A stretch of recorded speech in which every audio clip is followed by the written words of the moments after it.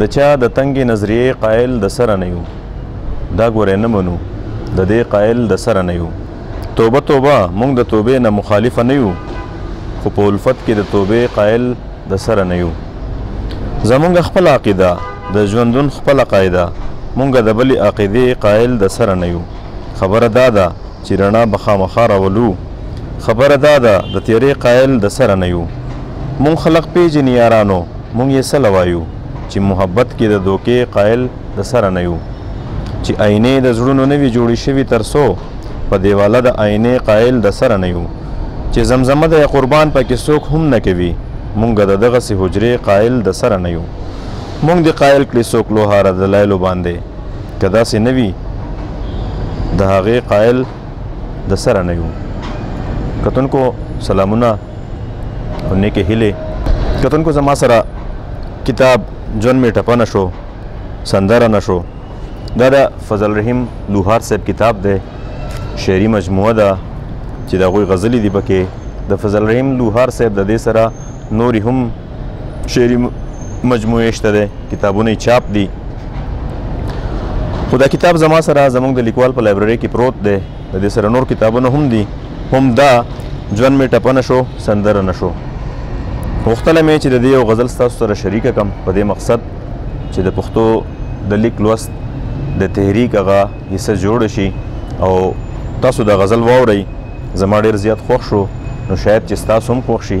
څنګه چې دا ښایسته غزل دی، خوندور غزل دی، ښکلی غزل دی، په زړه پورې غزل دی، همداسې د دې کتاب هر غزل او هر شعر چې دی هغه ویونکی ځان طرف ته راکاږي او غواړي چې دی دا ټول کتاب ولولي، څه زده کړې ترې هم وکړي او شعرونه هم وګوري.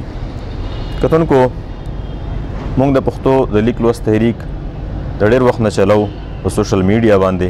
غواړو چې پښتو ژبه پرمختګ وکړي، خلک پښتو ژبې طرف ته راشي، په پښتو ژبه باندې لیکل شروع کړي، د پښتو ژبې لوستل شروع کړي.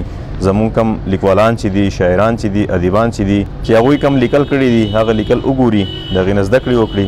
ځکه شاعر چې دی هغه د معاشرې چې دی هغه عکاسي، هغې معاشرې کې چې څه ښې بدي، څه خوشحالیانې، سوکالیانې یا داسې نورې ستونزې د هغې جوړوالي ته ګوري او په هغې باندې لیکل کوي.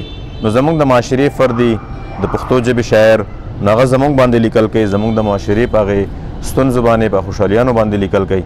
نو د هغوی په کتابونو باندې شاید کیدای شي چې موږ ډېر زر پوه شو، او په کار هم ده چې پښتو ژبه چې ده دا نور هم وده وکړي. د بدبختۍ د وجې نه زموږ په سکولونو کې لازمي ژبه نه ده ګرځېدلې، نو زموږ نوی نسل چې دی هتې لږ لرې پاتې دی، هغوی لوستلی نه شي، هغوی لیکلی نه شي. ستاسو په کوششونو باندې به کېږي چې تاسو هم زموږ سره اوږه په اوږه باندې ودرېږئ او زموږ د شاعرانو، ادیبانو لیکل شوي کتابونه چې دي د هغوی لیکل چې دي هغه دغې وي نسل ته په څه نه څه جوړ ورسوي او هغوی په پښتو باندې پوه کړي. دا نه وایو چې نورې ژبې نه دې څوک نه زده کوي، نورې ژبې چې دي په هغې کې د مارکیټ ژبې دي، د کاروبار ژبې دي، نو هغه زده کول زموږ مجبوریانې دي. په کار ده چې د زده کړې سره سره مونږ خپله ژبه هیره نه کړو او هم د هغې په شانتې هر عام وګړي ته ورسوو چې پښتو ژبه چې ده هغه نور هم وده وکړي او زموږ نوی نسل ته خبر شي.